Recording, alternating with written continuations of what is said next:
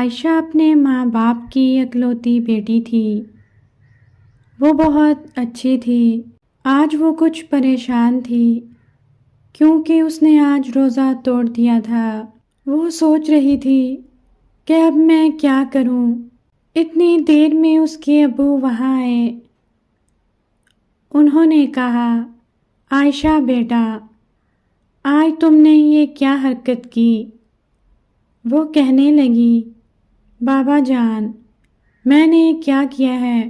اس کے ابو نے کہا، بیٹا، جب تم روزہ توڑ رہی تھی تو میں نے دیکھ لیا تھا۔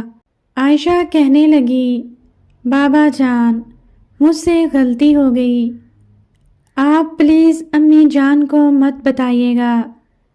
انہیں تو یہ بات بھی بالکل پسند نہیں کہ روزے داروں کے سامنے کوئی کھائے پیے۔ وہ کہتی ہیں جن بچوں کی روزے کی عمر نہیں ہوتی انہیں بھی کھانا چھپ کر کھانا چاہیے تاکہ روزے دار کو پتہ نہ چل سکے۔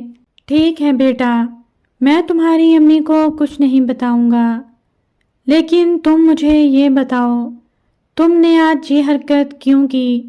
اور پہلے تم نے کبھی ایسی حرکت نہیں کی۔ بابا جان، میں آج جب اسکول سے گھر واپس آئی تو شدید گرمی تھی۔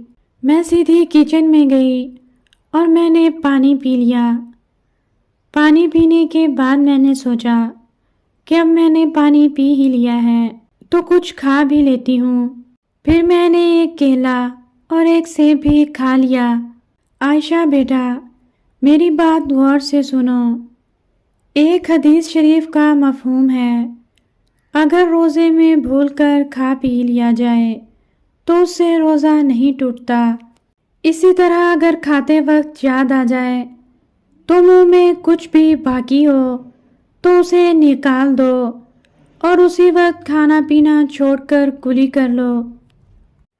تمہیں بھی جب یاد آ گیا تھا کہ تمہارا روزہ ہے تو تمہیں بھی کلی کر لینی چاہیے تھی۔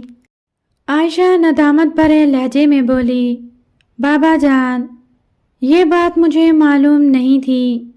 عائشہ بیٹا، آج تم اس بات سے ڈر رہی ہو کہ میں تمہاری امی کو بتا دوں گا اور تمہاری پٹائی ہوگی، لیکن غور کرو، قیامت کے دن تمہیں کون بچائے گا؟ اس دن سبھی کو اپنی اپنی پڑی ہوگی۔ عائشہ کا سر شرم سے جھک گیا۔ واقعی اس سے بہت بڑی غلطی ہوئی کہ اس نے روزہ توڑ لیا۔ بابا جان، میں آپ سے وعدہ کرتی ہوں آئندہ ایسا نہیں ہوگا۔ شاباش بیٹا، اپنی غلطی پر شرمندہ ہونا اچھی بات ہے۔ جب تم نے یہ ارادہ کر لیا ہے کہ تم آئندہ ایسا نہیں کرو گی تو یقیناً اللہ تمہیں معاف کر دے گا۔